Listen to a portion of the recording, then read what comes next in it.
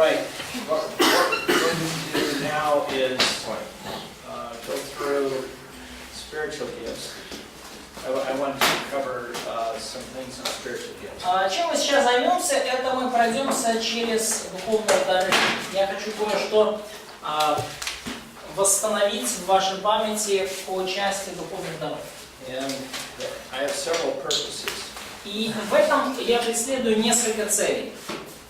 One is that we'll be able to cover some things on some verses on spiritual gifts that we really didn't cover in any kind of detail. И первое, что мы постараемся исследовать некоторые стихи о духовных дарах, которые мы еще так и не успели исследовать детально. And second, in the process of that, I'll be able to comment on the papers that you wrote on your spiritual gifts. И второе, в процессе этого обсуждения я коснусь также ваших работ и прокомментирую их, которые вы писали по духовным дарам. And in the process of doing this, I learned some things that I didn't know before out of the Word of God. И в процессе, когда я занимался вот этим, когда я готовил этот материал, то я узнал много нового для себя из Слова Божьего. So I'm sure that you've experienced this. You're reading a passage and you think you know it, and then all of a sudden you say, "What does that mean?" Я думаю, что вы все с этим сталкивались. Вы читаете какой-то отрывок, вы думаете, так все же понятно, а потом вы начинаете глубже исследовать, и вдруг у вас, а что же это значит? So in the process of trying to figure it out, I learned something. И вот в процессе попыток, в процессе определения того, что же эти стихи все-таки значат, я много узнал. All right. Well, we've been talking about this salvation 1, 2, 3. Мы уже говорили о вот этих трех фазах спасения: первой, второй, третьей. And we've seen verses on salvation phase 1.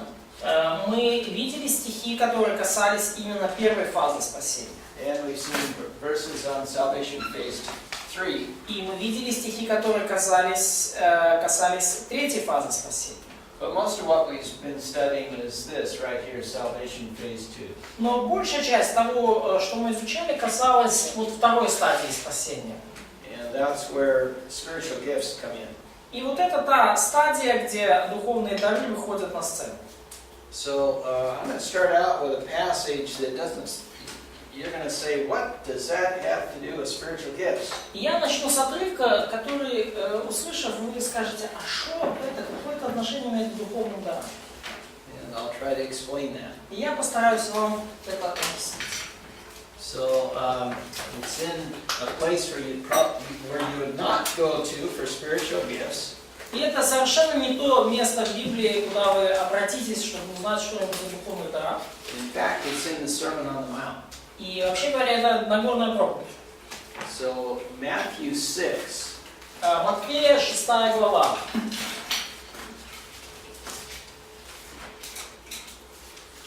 And what we're going to do is read 25 through 34.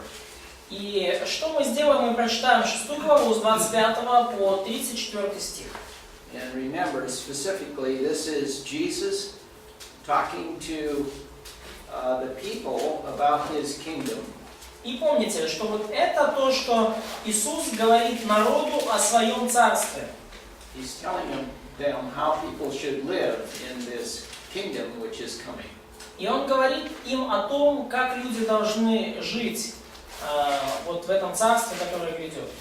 Okay, so read verses 25 through 34. Итак, прочитайте с 25 по 34 стих. Через те вам кажу, не жаліться про життя своє, що будете їсти та що будете пити, ні про тіло своє, що підягнеться. Чи ж не більше від їжі життя, а від одягу тіла? Погляньте на птахів небесних, що не сіють, не жнуть, не збирають у клуні. Проте наш небесний Отець їх годує. Чи ж ви набагато вартіші за них? Хто ж з вас, коли журиться, зможе додати до жовту свого бодай ліктя одного? І про одяг чого ви клопочетесь, погляньте на половину леї, як зростають вони, не працюють, ані прядуть. А я вам кажу, що і сам Соломон у всій славі своїй не одягався отак, як одна з них. І коли полювати траву, що сьогодні осніє, а завтра до печі вкидається, Бог отак зодягає. Скільки ж краще зодягне від вас, маловірні? Отож не журіться, кажучи, що ми будемо їсти, чи що будемо пити, або у що ми зодягнемось. Бо ж усього того погано шукають, а не знає Отець наш Небесний, що всього того вам потрібно. Шукайте ж найперш Царства Божого, правди Його, а все це вам додасться. Отож не журіться про завтрашній день, бо завтра за себе само поклопочеться. Кожний день має досить своєї турботи. Okay. So he starts out in 25 by telling them not to worry about their life as to what they're going to eat or drink or wear. И он начинает в 25 стихе, говоря им, чтобы они не заботились для души вашей, вообще говоря, для жизни вашей, да, что вам есть, что пить, во что одеться. So, it's a soul in Russian translation, but that's a life, in fact. Yeah? Say it again. It's a soul, don't care about your soul, but in fact it's about your life, about your physical needs. Yeah.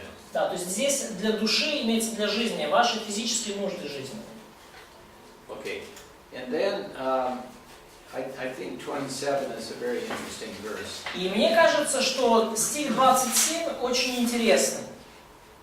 He says you can't add anything to your life. You can't add time to your life by worrying about it. И он говорит, что вы ничего не можете добавить к вашей жизни, вы не можете добавить времени к вашей жизни, даже если будете об этом заботиться. Actually, you can't tell from the Greek here whether he's talking about you can't make your life longer or you can't make yourself taller. Ну, вообще говоря, из греческого не очевидно, что он имеет в виду. То есть вы не можете свою жизнь продлить, или вы не можете себя сделать выше, рост, скажем так. Yeah, he's talking about worrying about it. И здесь он говорит о беспокойстве об этом. And that's interesting. We worry about a lot of things, but it never helps. Worrying never helps. И вот интересно, мы заботимся об огромном количестве вещей, но это никогда не помогает. Беспокойство и заботы никогда не приносят пользы. And then he ends with 34. He says, "So don't worry about tomorrow, for tomorrow will take care of itself." И в конце 34 стихе он говорит: «Итак, не заботьтесь о завтрашнем дне, ибо завтрашний день сам будет заботиться о своем». Now the verse that I want to focus on is 26. So. Но вообще говоря, стих, на котором я хотел бы сфокусироваться, это стих номер 26. Read 26 again. Прочитай, пожалуйста, еще раз 26 стих. Погляньте на птахів небесних, що не сіють, не жнуть, не збирають у полі, та проте ваш небесний Отець їх годує. Чи ж ви не набагато вартіші за них? So let's think about this just for a minute. Давайте об этом поразмыслим, хотя бы минутку.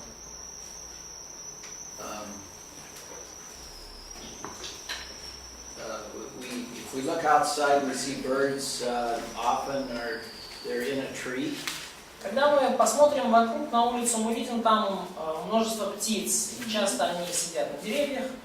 And if they want something to eat, they have to fly someplace to where there's some food. И если они хотят чего-нибудь покушать, поклевать, то им надо полететь туда, где есть что покушать или поклевать. So in what way does God provide food for them? Каким образом Бог им обеспечивает пищу? Через людей. Через бабушек или Through people, through grandmothers who spread the bread for them. Pigeons. Голуби. Это про голубей, да? Не, ну для них сверхъестественным образом. So for them it looks supernatural. Yeah. But for the birds, but they have to go someplace to get their food. Но им надо же куда-то полететь, пойти, это громко сказано, полететь, чтобы эту пищу достать, правильно? God, they aren't like this. Они не сидят там с клювами. And God comes by and puts food in their mouth. И Бог приходит и червячка им в клюве так. Но они знают места, куда лететь. They know places where to fly to get food. Yes, of course. Да. And it's the same way with us. И то же самое с нами. People say, I'm waiting for a ministry to use my spiritual gift. Люди говорят, я жду своего служения, чтобы использовать мои духовные дары. Well, God isn't going to just drop one in front of you. Ну, знаете, Бог вот так не сделает, что Он прямо вот перед вами, у вас перед носом это служение вот поместит. Sometimes that happens. Иногда такое происходит. Somebody might say, I need somebody to do something. Кто-то при вас или вам скажет, вот мне нужен там человек для вот такого дела. But generally, you have to take the initiative and do something. Но в общем, обычно, вам нужно проявить инициативу и что-то сделать. So just like the bird has to go to the food, we have to go to whatever our ministry is. И This is our spiritual gift. точно так же, как птице надо куда-то полететь, чтобы добыть пищу, так и нам надо куда-то пойти, предпринять какую-то инициативу, чтобы найти служение. Now, some of these verses I'm going to go through now are familiar to us. We've gone through them already. И некоторые стихи, через которые мы будем проходить сегодня, они вам покажутся знакомыми, потому что мы через них уже проходили. But just like Timothy reminded Paul of his spiritual gift, I think we need to be reminded of our spiritual gifts and how to use them. Paul reminded Timothy. Paul reminded Timothy. Да, точно так же, как Павел напоминал Тимофею о его духовных дарах, точно так же и нам нужно иногда себе напоминать о духовных дарах и о том, как их использовать. Okay, so let's go to 1 Peter 4:10. Итак, давайте обратимся к 1 Петра 4:10.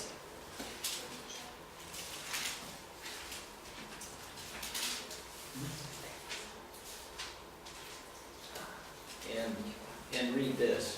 Прочитайте его, пожалуйста. Служіть один одному Божим тим даром, якого отримав, як доморядники всілякої Божої благодаті. Okay.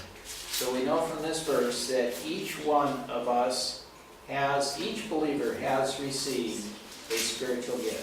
Из этого стиха мы видим, что каждый верующий получил какой-то духовный дар.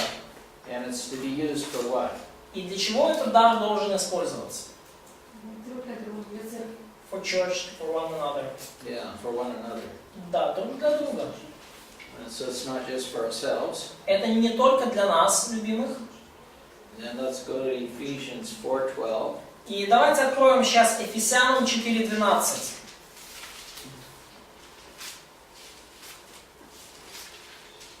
Ефесянам 4:12.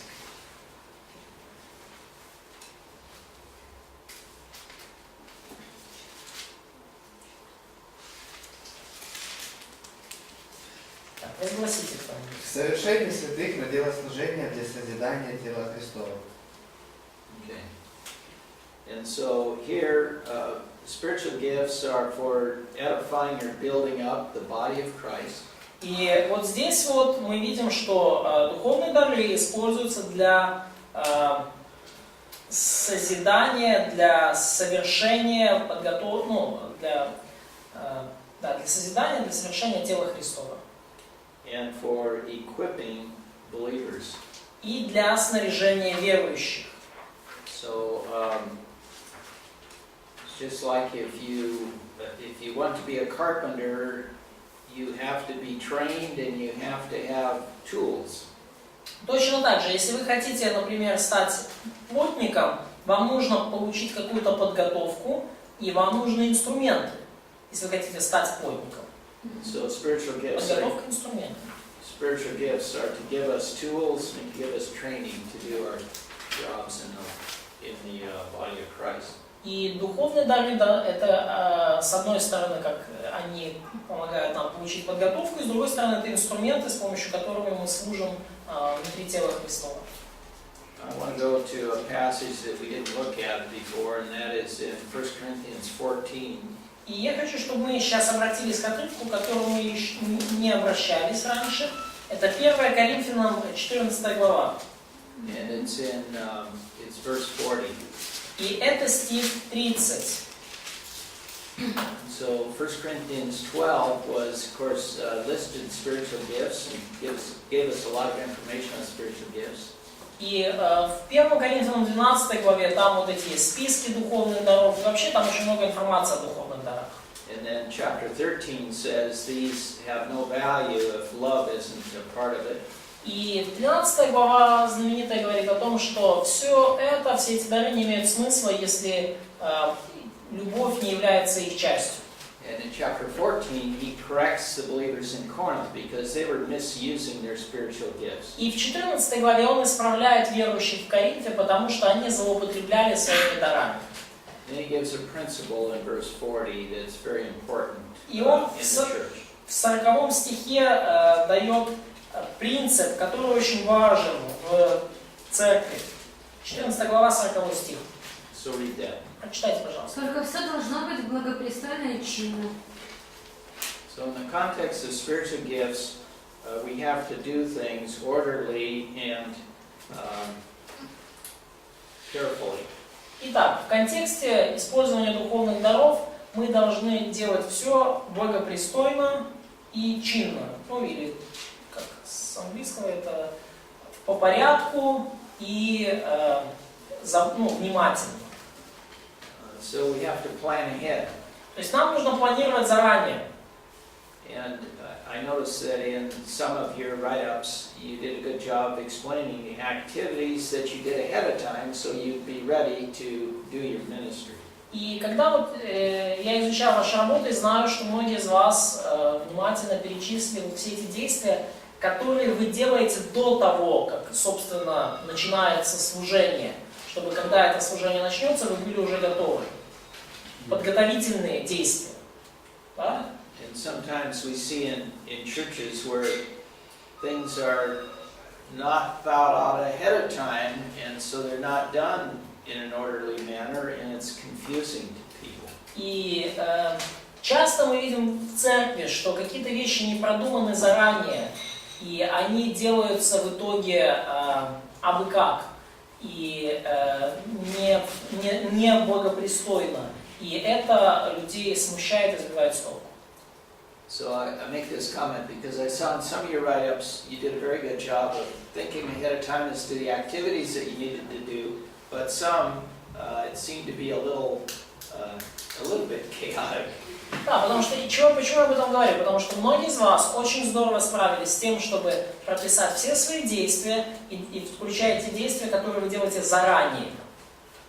Закупаете что-то там, планируете, готовите и так далее. Но читая некоторых, складывается впечатление, что у вас так все немножко так сумбурно, хаотично.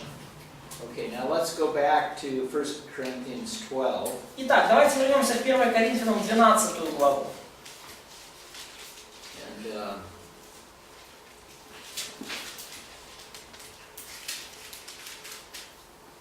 I was very impressed with your write-ups. Я был очень впечатлен вашими письменными работами. Most of you are way ahead of where I was at your age. Многие из вас на голову опережают меня, когда я был в вашем возрасте. But let's just review some of these points that we talked about. I'd ask you to identify your spiritual gift. Итак, давайте вот все-таки вернемся к заданию, которое было дано. 4 по 6 стиха 12 главы. Я просил вас, первое, определить ваш духовный дар. And that came from really verse 4, where it says, now there are varieties of gifts, but the same Spirit. Да, и это произошло из главы 12, стих 4, где сказано, что дары различны, но дух один и тот же. То есть есть разнообразие даров. So, I think all of you listed several gifts. И я вижу, что все вы перечислили несколько даров.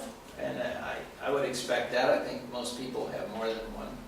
И я этого ожидал, потому что, как мне кажется, большинство людей имеют больше, чем один дар. You might find that as time goes on, one of these gifts becomes more prominent than the others. Но то, что я замечаю, что по мере с течением времени один из даров часто становится наиболее заметным, наиболее значительным. And then 5 is your ministries, and you listed various ministries that you do with your gifts. В стихе 5 говорится что служения различные, и мы там говорится о служениях, вы перечислили служения, которые вы совершаете посредством своих даров. And the only comment that I'd make here is that when you're young and you're going to try many different things. И единственный комментарий, который я хотел бы сделать, что когда вы молоды, вы стараетесь попробовать как можно больше всяких вещей. So you might go on a ministry to a hospital and do evangelism. И вы можете поехать в больницу и там заниматься евангелизмом. And you may find that you really enjoy that.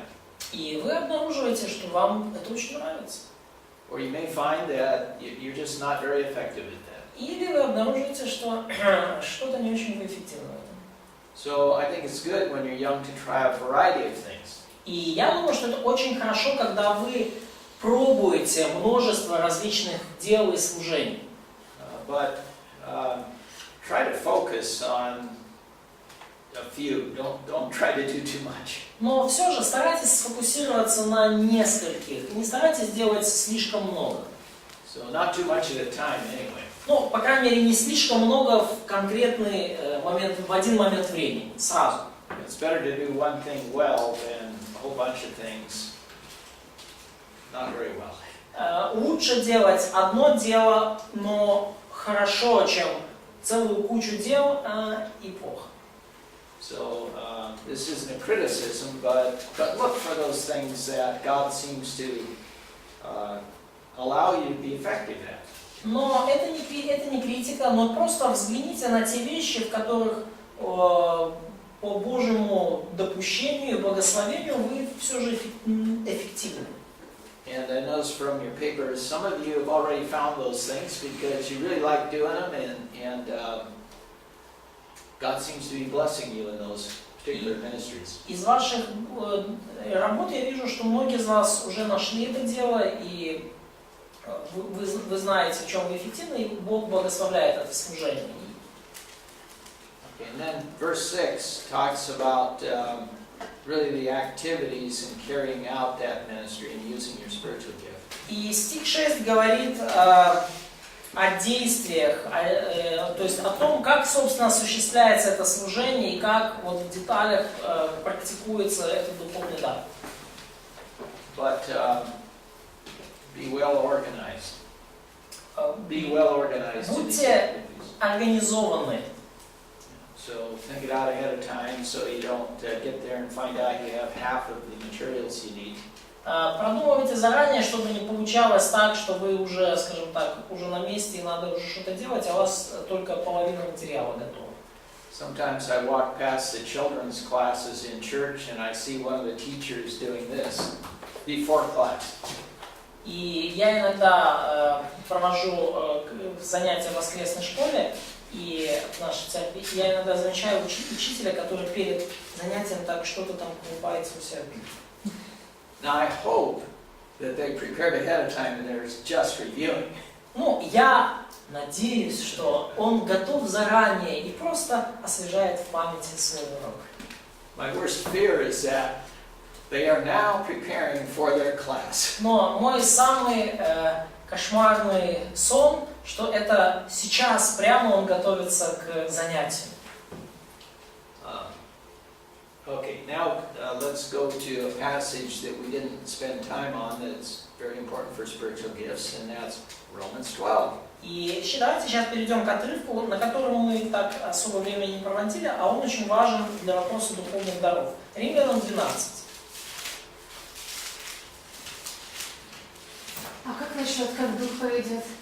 So, what about guidance of spirit? So, some people says, just, I want, so how are you going to do this? So, I allow spirit to guide me. Yeah.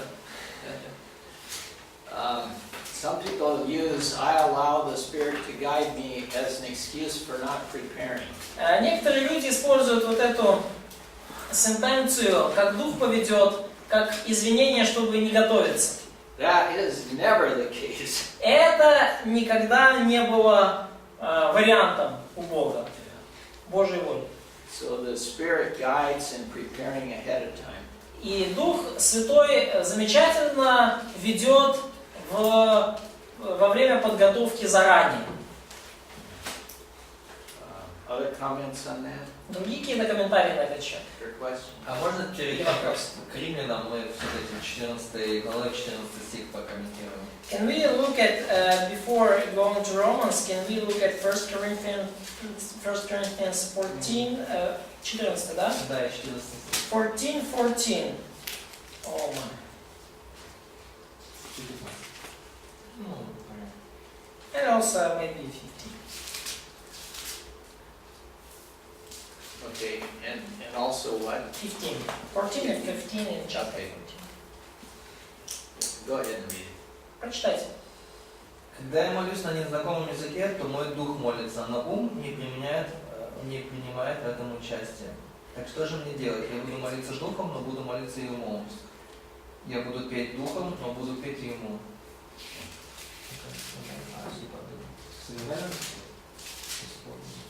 Were you asking a question about that or making a statement? Ты хочешь вопрос задать или утверждение? Вопрос. Доктрина. You want to build your doctrine. Start your doctrine. Yeah, because I think this goes back to what about the Spirit? The Spirit always works through the mind. И, я думаю, что это очень хорошо связывается с тем, что мы говорим о Духе. Потому что Дух Святой всегда работает через сознание. I will pray with the Spirit, I will pray with the mind also. Стану молиться Духом, стану молиться и умом. So you cannot decouple, you cannot separate. Вы не можете разделить Дух и разум. Those two. Вы не можете их, скажем так, на разные полочки положить. Но тут, получается, можем. Да, поэтому в стиху видно, что So он it разделяет. seems like he separates it here 14. in 14. Well, what about 15? Так а что насчет 15? Ну тут да, тут не можем. So in 15 yes, but in 14 it seems like he separates, and in 15 no. No, in 15 he says, I will not separate, I will pray with the Spirit and I will pray with the mind also. Нет, в 15 он так как раз и говорит, я не буду разделять, я буду молиться с Духом, но я буду и разумом молиться. Окей, а что значит, хотя духом молюсь, а ум без плода? So, what does it mean that What that he's saying, in verse 13, so I'm praying by spirit, but my mind is fruitless. he's saying, don't do that. Он говорит, не делайте этого. You can't do that. Вы не можете так делать. Просто в 15-м он говорит, что же делать? Стану молиться духом, стану молиться и умом. То есть, как бы, из этого, как тут предложение построено, видно, что это разное. Но я говорю, как здесь видно. So, he tried to make a statement that from the grammar in verse 15, it seems for him that the mind and spirit are separated. So, he kind of distinct things. Возможно, у нас перевод неправильный. Maybe we have wrong translation.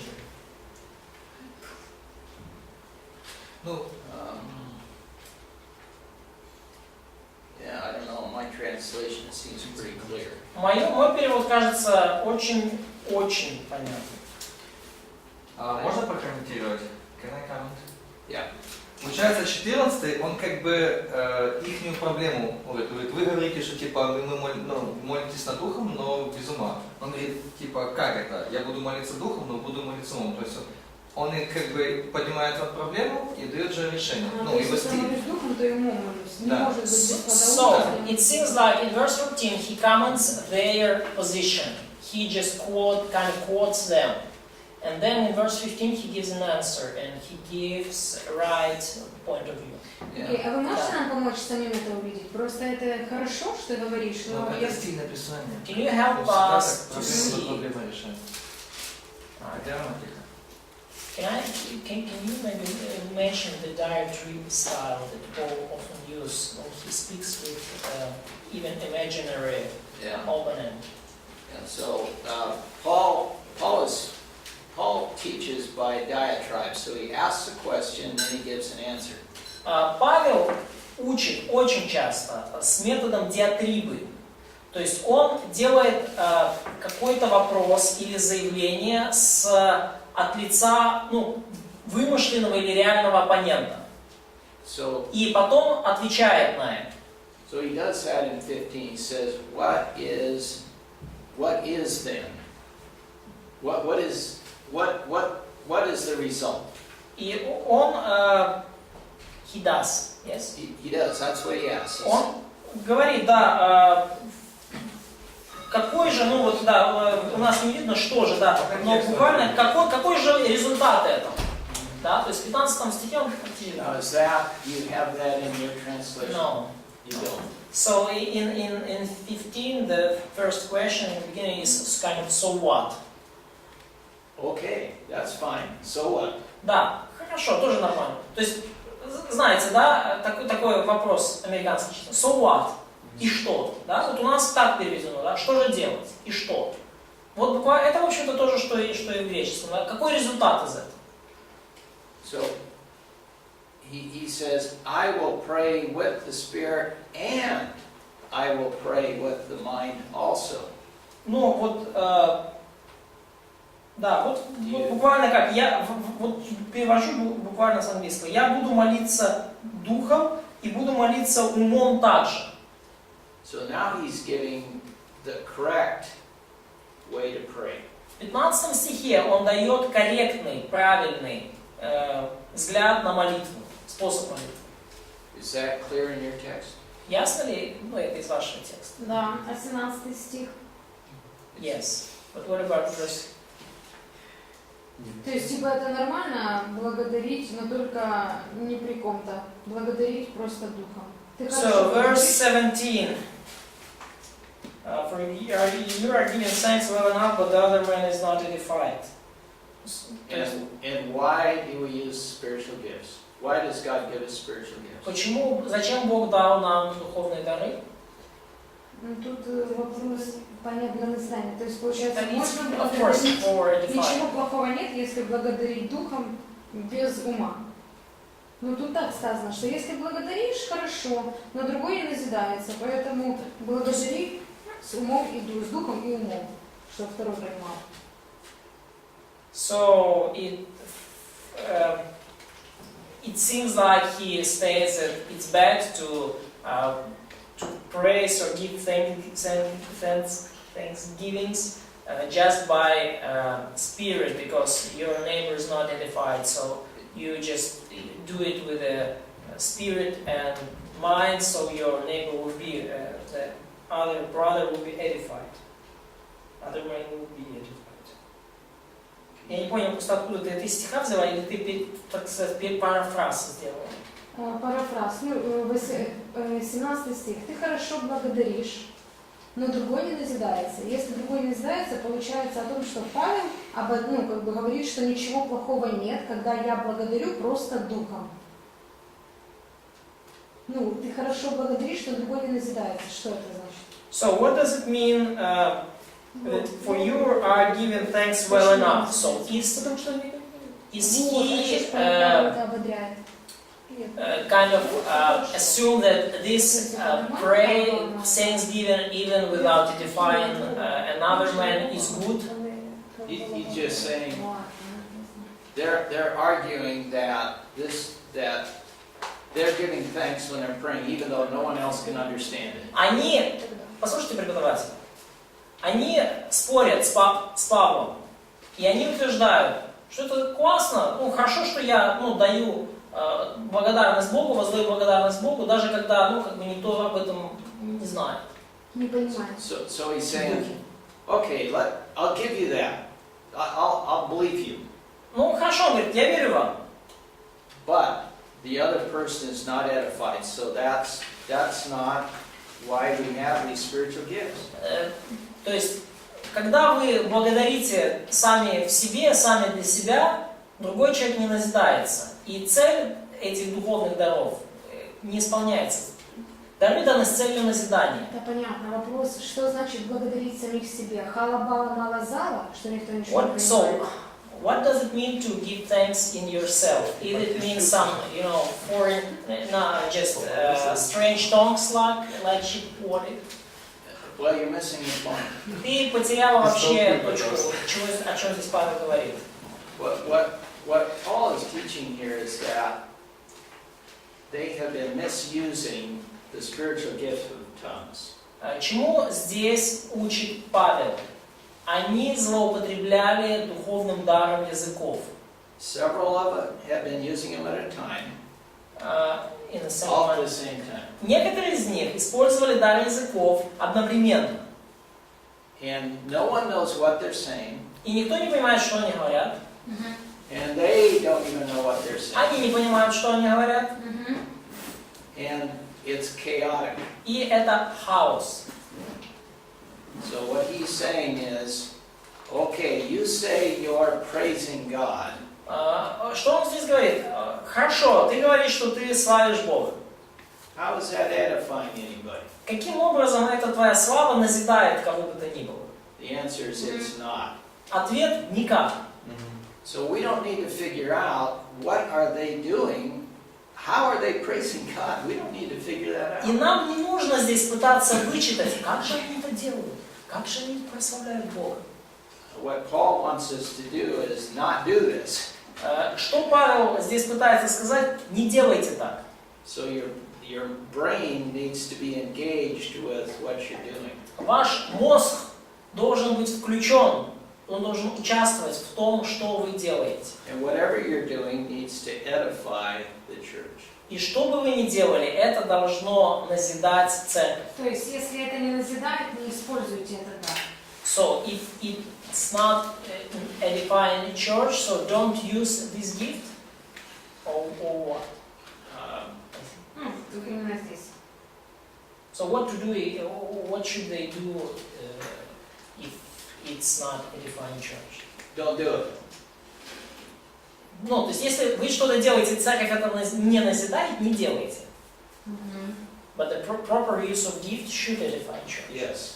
Но правильное использование дара должно назидать церковь по определению, потому что дар дан для назидания церкви. То есть не может такое быть, что есть какой-то дар, который просто для себя любимый.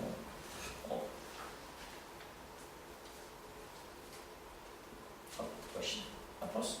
So these people were doing this in the church, Вот эти люди, они вот это делали в церкви, and it was causing confusion.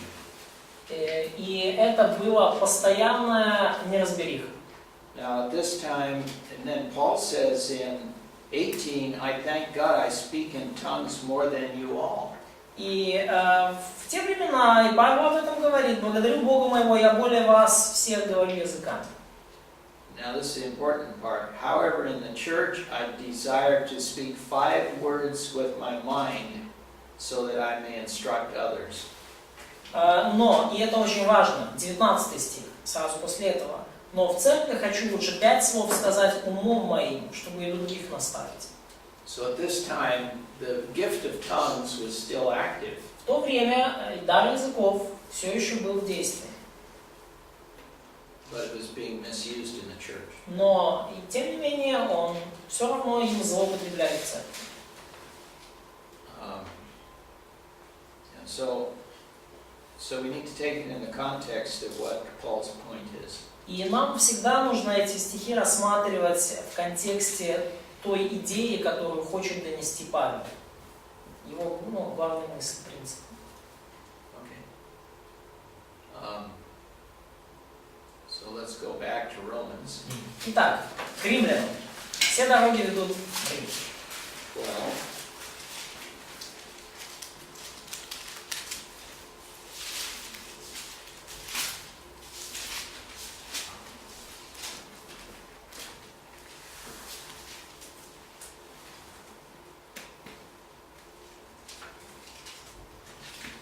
Okay, let's read verse 1. Давайте прочитаем первый стих, Римлянам 12. Тож благаю вас, браття, через Боже милосердя, повіддавайте ваші тіла на жертву живу, святу, приємну Богові, як розумну службу вашу. Okay. The first word in the Greek in that first verse is urge. И первое слово в греческом языке, в первом самом стихе, это слово вот «умоляю вас». So he's not giving a command here, rather he is urging them, he's encouraging them, he's I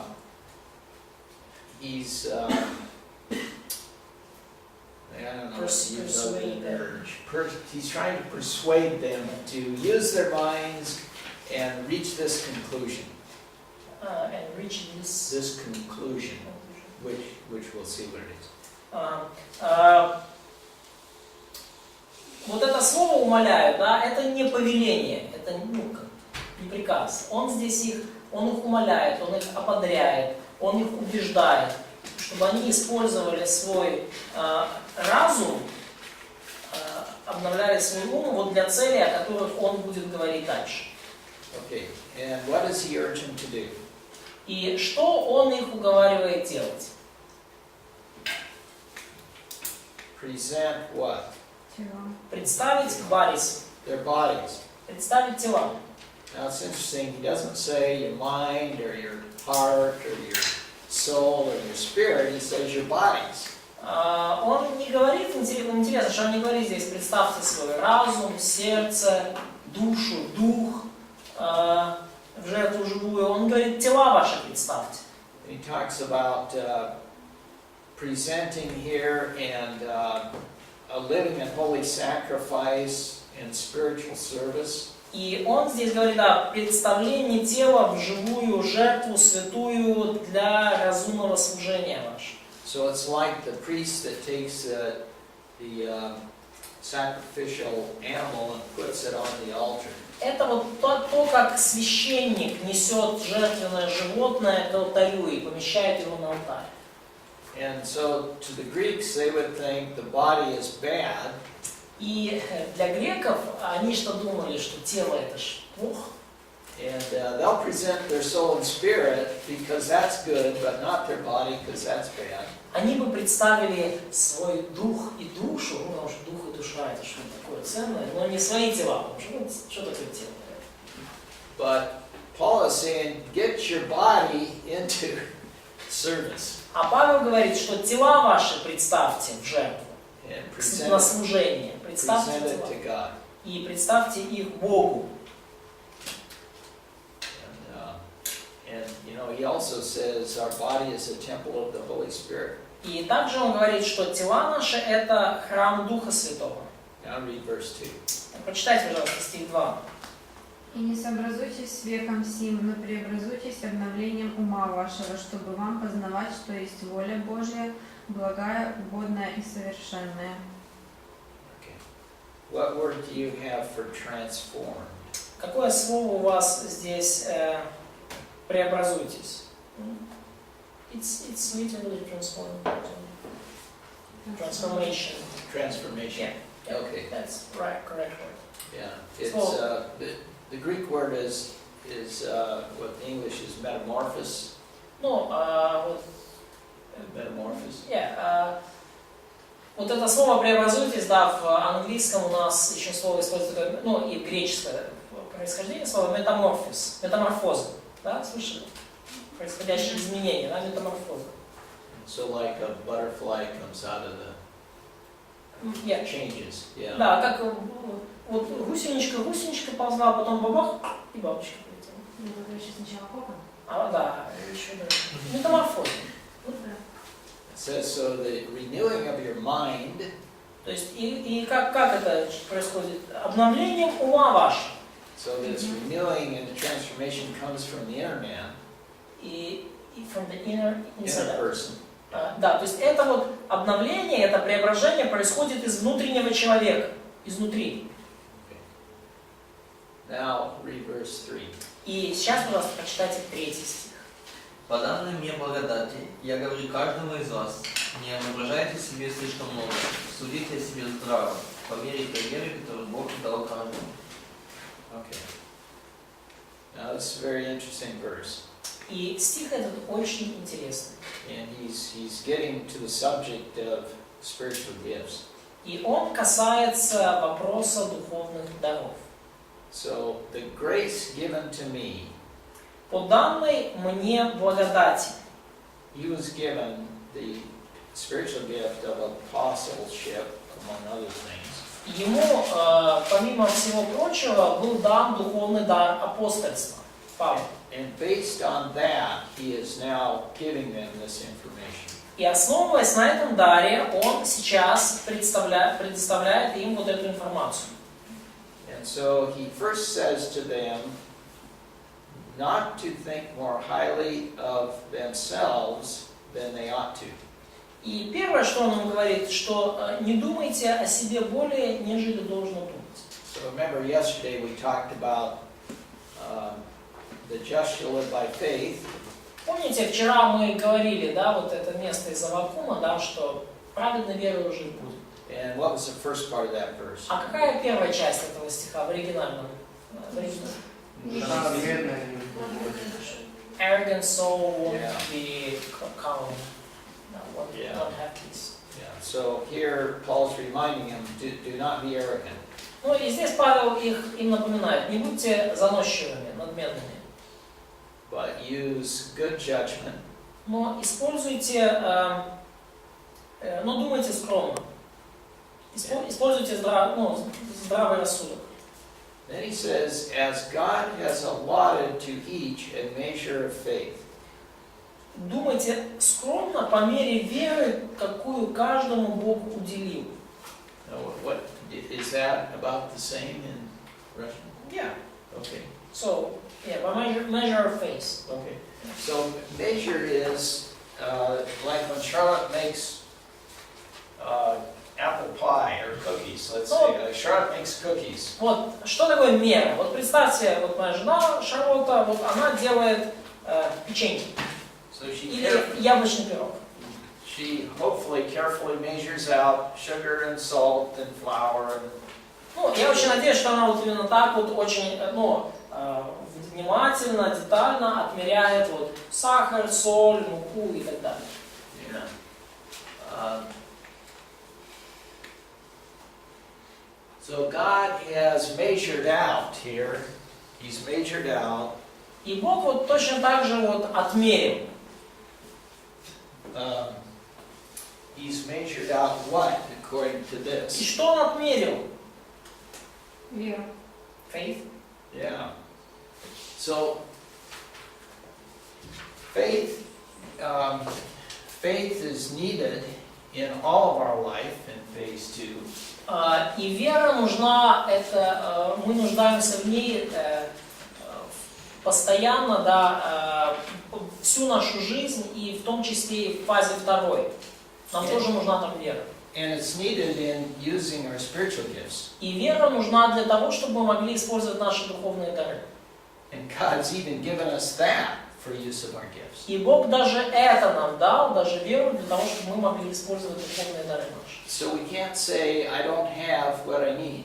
И вы не можете сказать, что нет у меня того, что мне надо. Now, read verse 4. Почитайте, пожалуйста, 4 стих. Ми як в однім тілі маємо багато членів, а всі члени мають однакове діяння. And then 5. І 5.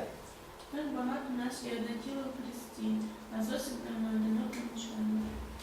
Okay, so now it says that we all have different responsibilities. Сказано, что у всех у нас разные ответственности. We're all part of a body, Мы все части одного тела. and we're individual members, but we work together. It's one body. Да, мы как бы с одной стороны мы отдельные члены этого тела, с другой стороны мы трудимся все вместе как одно тело. Okay. Any questions so far? Есть ли до этого места какие-то вопросы? Okay, so now let's read verse 6. И теперь давайте 6 стих. І ми маємо різні дари. згідно з благодаті даної нам. Коли пророцтво, то виконуй його в міру віри. Okay. There's a lot of words supplied in English, and so I'm just curious what your text reads like. Можно спросить, здесь непосредственно пророчество подразумевается как проповедь проповедовать или как непосредственно пророчество? The question is about the prophecy gift. Is it kind of preaching gift or it's a prophecy in the sense? Что значит или как пророчество? То есть способность непосредственно получать откровение от Бога. Or its ability to receive direct revelation from God and share it with people. I think the latter. The preaching or receiving revelation. Second one. Yeah. Да, я думаю, что речь о втором. Because there's the gift of teaching which goes with the preaching. Ну, потому что есть дар учителя, который вот как раз вот связан с проповедованием. But what I'm interested here is, in English there are a lot of words that are added, so the words that are not added are this. Since we have gifts that differ according to the grace given to us, that's Да, do да. you have the same thing? Grace give the different. So we have we don't have this meaning that the difference is because of grace, is according to grace.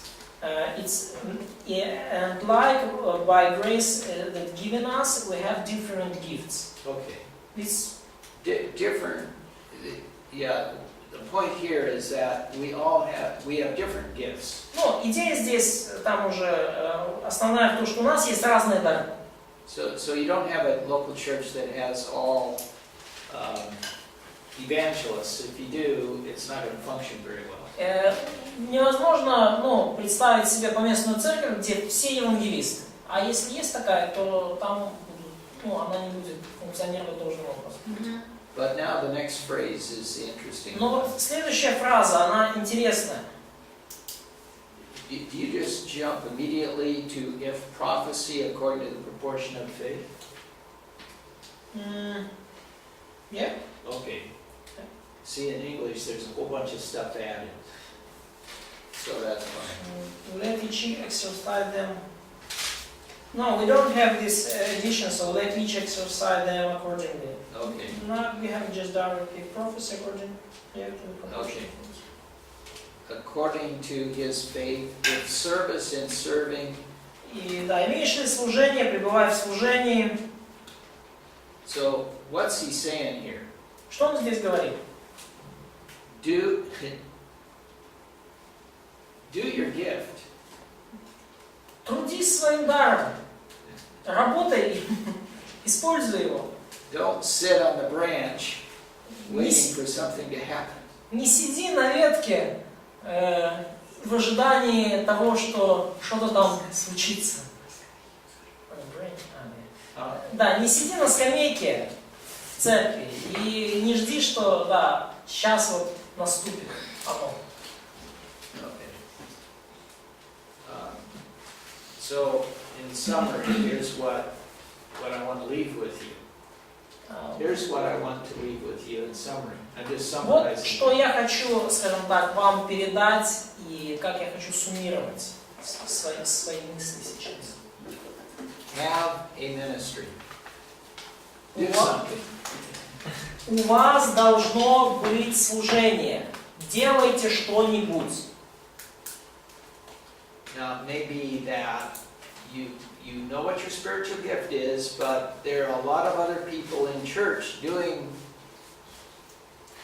the ministry that you feel that God has prepared you to do.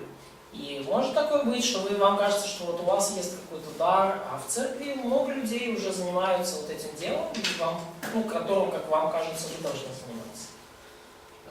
I'm just giving you some common sense now. И я сейчас просто вам даже доношу просто с точки зрения здравого смысла позицию. Maybe God's telling you need to go to a different church where you can use your ministry. will use your gift. Возможно, Бог через эти обстоятельства говорит вам, что вам нужно перейти и попробовать себя в другой церкви, где вы сможете использовать ваш дар. Maybe you don't know what to do. А может быть, вы просто не знаете, вот, что мне делать. Try something. Попробуйте что-нибудь. Ask somebody else if you can go with them. Спросите кого-нибудь, можно ли мне пойти с вами туда? It's better to do something and find out that's not your gift than to do nothing. Лучше сделать что-то и обнаружить, что это не ваш дар, чем ничего не делать. Focus on a few ministries, not a whole bunch of ministries. Также фокусируйтесь на нескольких служениях, не на целой куче. Try one thing at a time. Пробуйте что-то одно за раз. But whatever you do, if somebody asks you, how does this build the church, you ought to be able to answer the question. Here's how.